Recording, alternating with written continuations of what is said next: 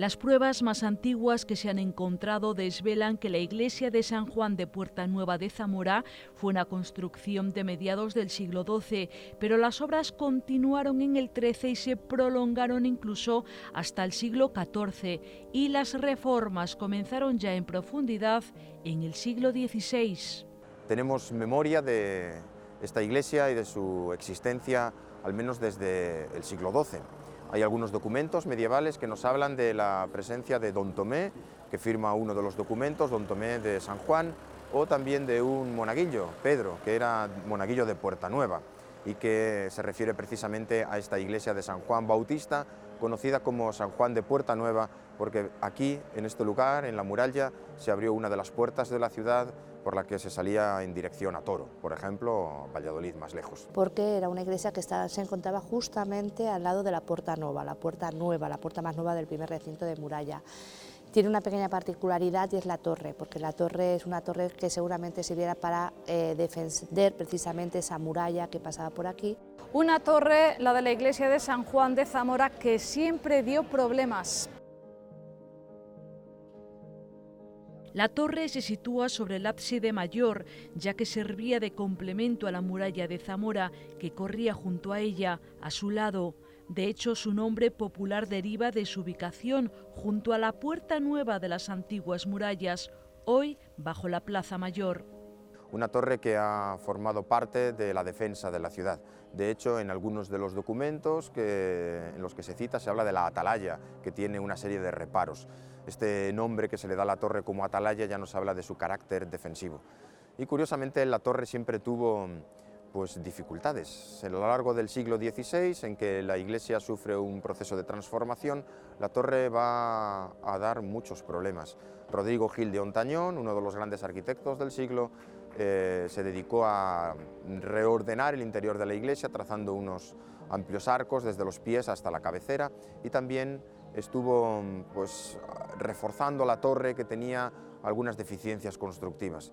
Curiosamente, unos años después de esta intervención de Rodrigo Gil de Ontañón, se derrumba parte de la torre junto con la nave norte de la iglesia, lo que dio lugar a una nueva reparación de la torre. Siempre dio problemas. A finales del siglo XIX daba también una serie de problemas porque estaba en ruina, y esto llevó a que un arquitecto, Pedro Vidal, a finales del siglo XIX y primeros años del XX, se dedicó a desmontar un campanario que existía en la parte superior de la torre. Posteriormente, ya en las restauraciones llevadas a cabo a finales del siglo XX, se cerró con la teja que tiene actualmente y se colocó encima uno de los emblemas de la ciudad, que es Peromato. Es un arnés del siglo XVI, cuyo original se encontraba en el puente y que ahora está custodiado en el Museo de Zamora, y lo que hay es una réplica que funciona como veleta. En la torre estuvo también desde el medievo hasta el siglo XIX el reloj del antiguo concejo, el Ayuntamiento de Zamora. La torre tiene la particularidad que hasta el año 1900, hasta finales del siglo XIX y principios del siglo XX, perteneció al ayuntamiento, no pertenecía a la iglesia, ¿de acuerdo? Por eso lo que era el reloj del ayuntamiento estaba precisamente colocado ahí. Y si además lo vemos desde la Plaza Mayor, que es donde se encuentra la iglesia, vemos lo que es la torre, veremos que hay una parte del círculo que nos indica que ahí estaba el reloj. El siglo XX fue la época más destructora del patrimonio artístico de Zamora.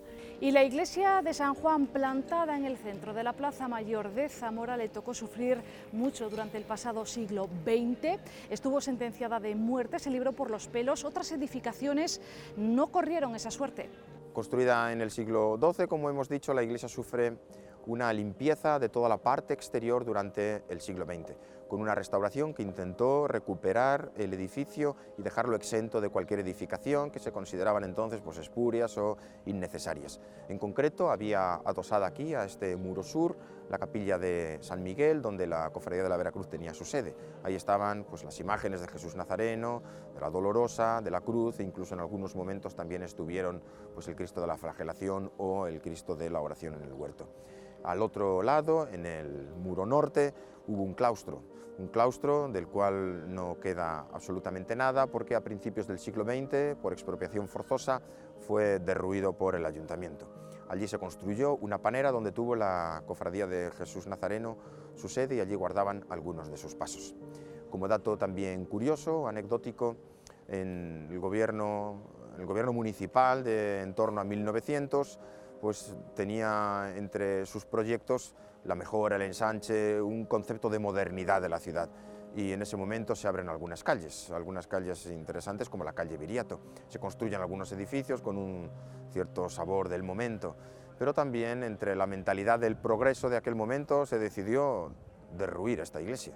Se consideraba que afeaba en la Plaza Mayor y una serie de proyectos y de ensanchamiento de la ciudad hubo una decisión de demolerla. Gracias al obispo Luis Felipe Ortiz Gutiérrez, que protestó enérgicamente y que a lo largo de una serie de mensajes al ayuntamiento consiguió que el templo se salvara y que todavía lo podamos contemplar hoy. En torno a los años 80, 70, 80 del siglo XX hubo un proceso de limpieza, como decía, en el que se eliminaron todos los edificios anejos. No solo las dos capillas, la capilla de San Miguel y la Panera, a la que me he referido, también se eliminó pues, todas las casas que cerraban la Plaza Mayor, las casas donde había unos soportales y donde había una serie de comercios. Esto ha hecho que la Plaza Mayor haya perdido su carácter castellano, como tantas plazas mayores porticadas, y que la iglesia esté colocada aquí en el centro de la plaza con un poquito de una situación un poquito extraña. Creo que esos conceptos o esos criterios de restauración muy acertados en aquel momento quizá hoy han hecho que la iglesia exenta, muy bonita y que nos guste contemplarla, también haya perdido su integración dentro de lo que era la Plaza Mayor, el mundo comercial, el mercado. Esas casas que a veces sin valor histórico y sin valor artístico afeaban un poquito la iglesia, también le daban un sabor histórico. Podemos contemplar, por ejemplo, en Salamanca, la iglesia de San Martín junto a la Plaza Mayor está rodeada de edificaciones, sin embargo está perfectamente integrada en el entramado urbano de la ciudad.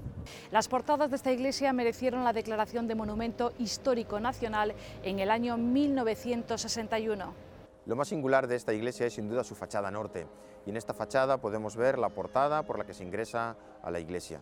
Está enmarcada por 3 arquivoltas, apeadas sobre las 2 exteriores sobre columnillas. La columnilla interior es helicoidal, las otras son rectas, y la arquivolta interior se apea sobre las jambas de la puerta.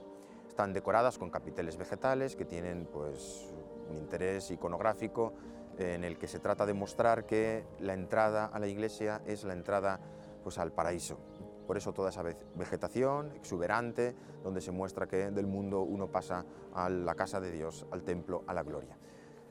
Las arquivoltas muestran unos casetones cuadrados, no exactamente del todo, porque se adaptan a la forma de la puerta y representan en todas ellas unas hojas o una vegetación.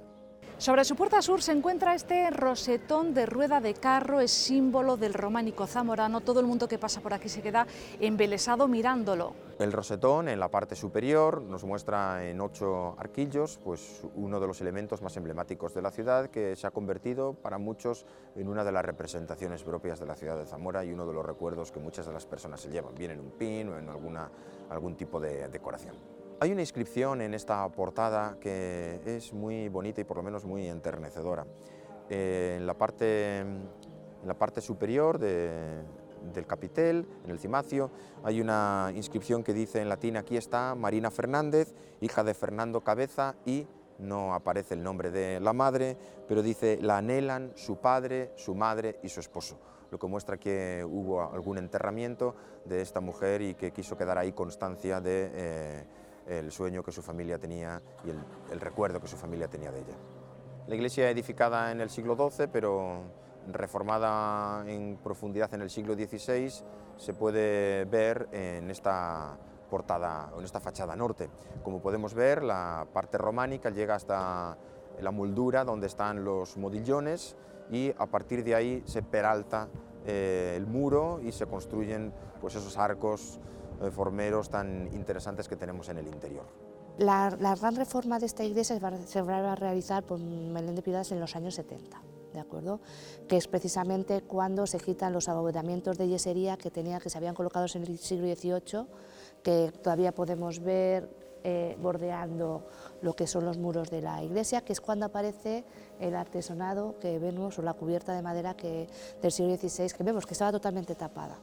Y quizás lo que va a ser la reforma general va a ser en esos años. Después pues, se han dado pinceladas porque se han tocado todas las iglesias románicas. El bullicio de la Semana Santa se deja sentir de forma muy especial en esta iglesia de San Juan. Estamos en la iglesia en la cual tiene su sede una de las cofradías, quizá la cofradía más grande de nuestra Semana Santa a nivel de volumen de hermanos y hermanas, que es la cofradía de Jesús Nazareno, vulgo Congregación. También es una de las más antiguas, del siglo XVII. Durante todo el año en la iglesia de San Juan es venerada la Virgen de la Soledad.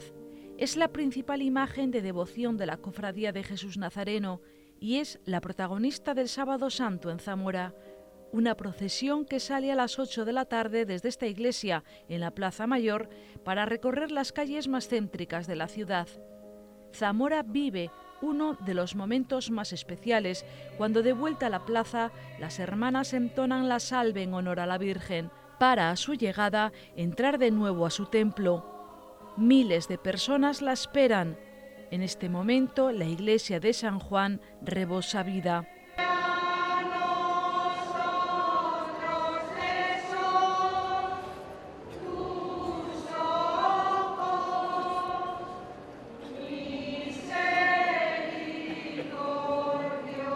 Sobre todo en esta iglesia podemos venir a hablar con nuestra Virgen, la Virgen de la Soledad, magnífica talla de Ramón Álvarez, que la reja que estamos viendo pertenecía a una antigua capilla, porque también es la iglesia como la vemos ahora no era como era.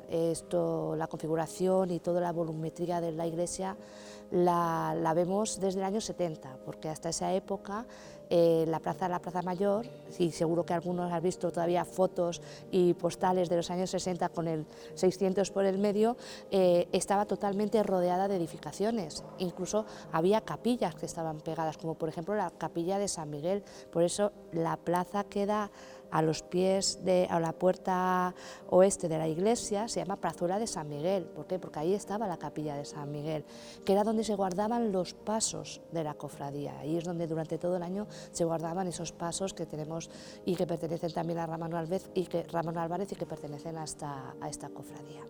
Sí, esta es parroquia, tiene su culto diario y todos los días. Y además lo que más les llama la atención según entramos es siempre la Virgen. La Virgen además está siempre iluminada en una capilla y sobre todo la vemos porque es una Virgen muy sobria, vemos que está vestida de luto y quizás es lo que más les llama la atención. Y además en esta iglesia, en el interior de esta iglesia, tiene lugar ese famoso baile del 5 de copas en la madrugada del Viernes Santo. El desfile da inicio en el interior, cuando el paso titular Jesús Camino del Calvario es bailado a los sones de la marcha fúnebre de Talver.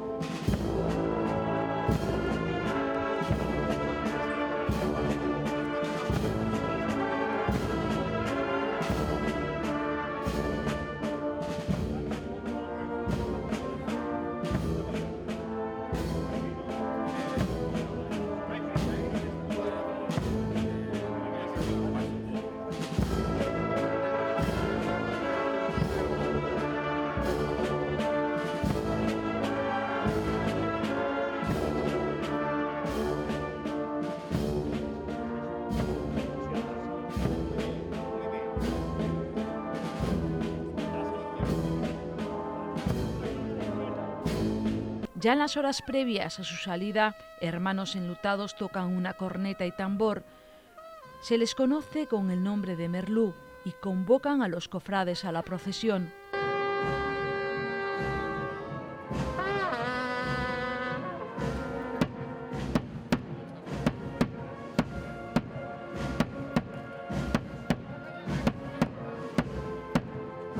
Y por eso también exteriormente tenemos una escultura de Antonio Pedrero que nos recuerda a otros de esos personajes emblemáticos de nuestra Semana Santa, que es el merlú, que pertenece también a esta cofradía. El merlú es, junto con el barandal, es una de las figuras más representativas de la Semana Santa de Zamora. En el año 1996 se inauguró esta estatua de bronce, obra del artista zamorano Antonio Pedrero, y se situó aquí, frente a la iglesia de San Juan de Puerta Nueva, una figura que durante todo el año permanece estática a los ojos de los zamoranos y turistas que se sienten atraídos por ella, y que sirve de lugar de juegos para los más pequeños, pero que adquiere vida en la calle cada semana de Pasión, un sonido que estremece solo entendible por los zamoranos. También se guarda en la iglesia de San Juan el Jesús Nazareno de la Cofradía de la Santa Veracruz. Siempre ha sido una imagen de devoción.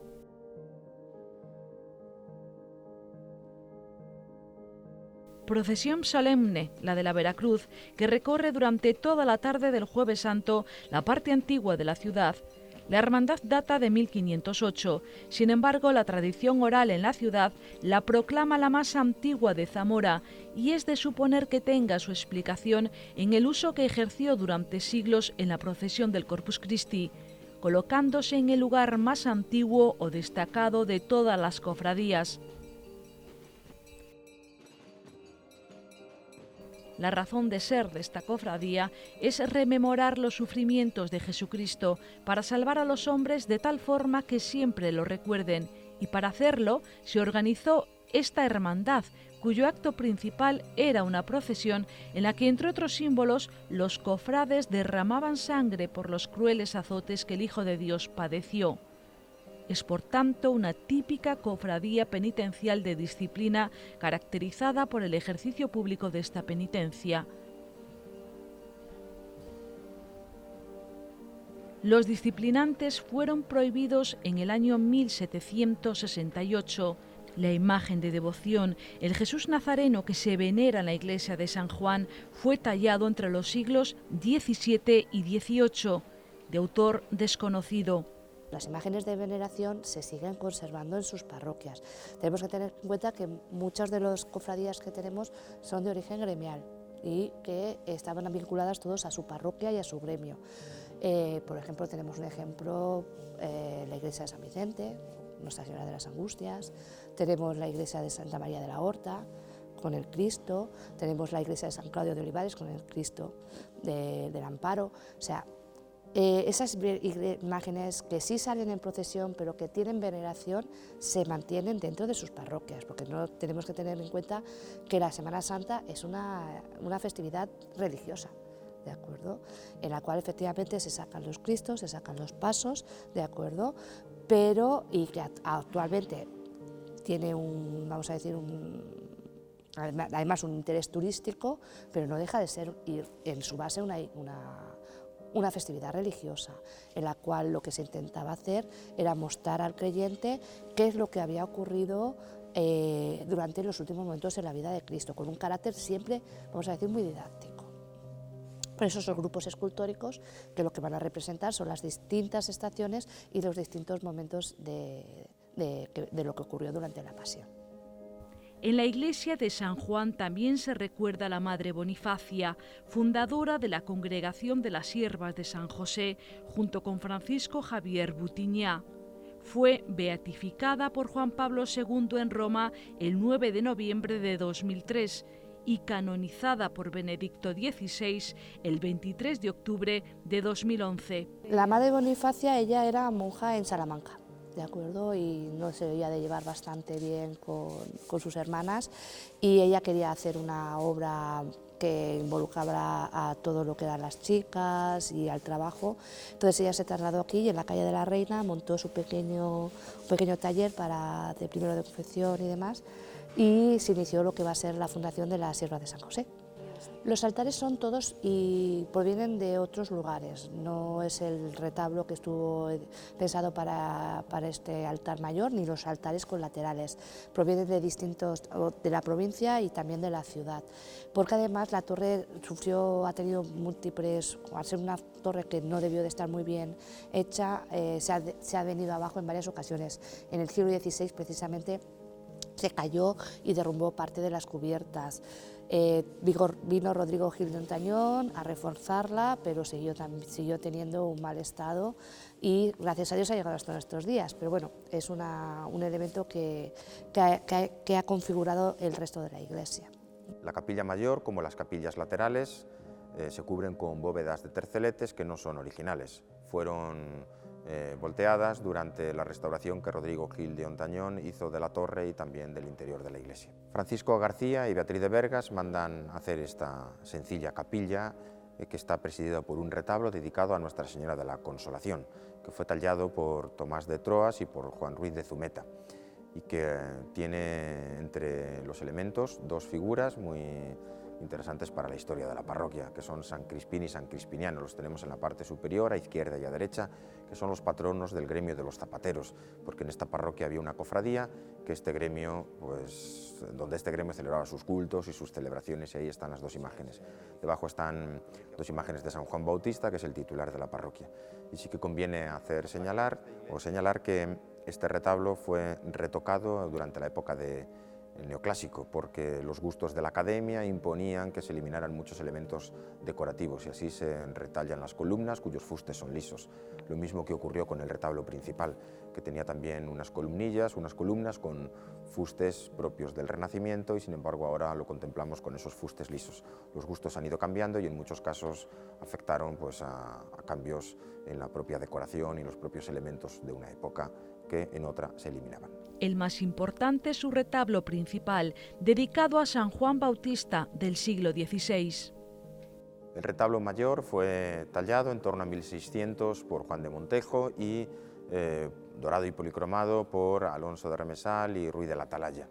Es un retablo dedicado a San Juan Bautista, que es el titular de la parroquia, cuya imagen aparece en el centro sosteniendo el cordero, en esa representación en la que se habla de la presentación de Juan a Jesús, o de Jesús presentando a Juan a los discípulos, que dice: este es el Cordero de Dios.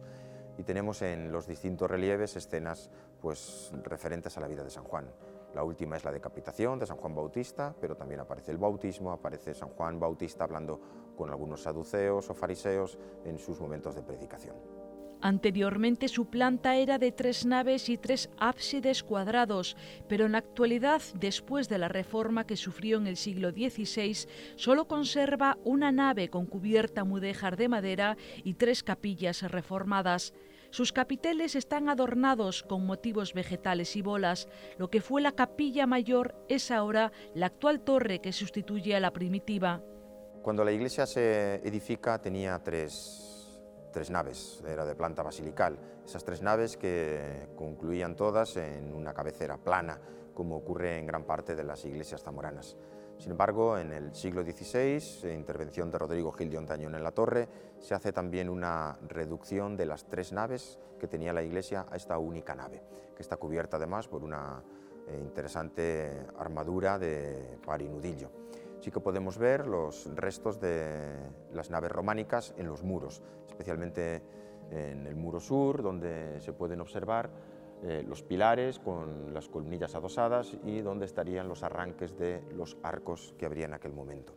Al derribarse estos arcos y construirse estos otros largos arcos que van desde los pies de la iglesia hasta la cabecera, hicieron que ganara muchísimo en amplitud y en espacio.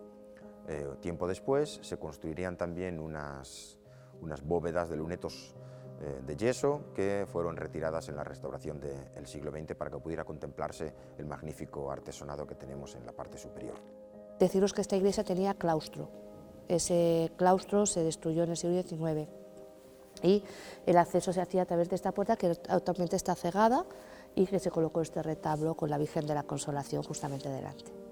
Un templo que guarda otras sorpresas. Y en esta iglesia fue bautizado Leopoldo Alas Clarín. En esta iglesia en el siglo XIX, en 1852, se fue bautizado en esta iglesia.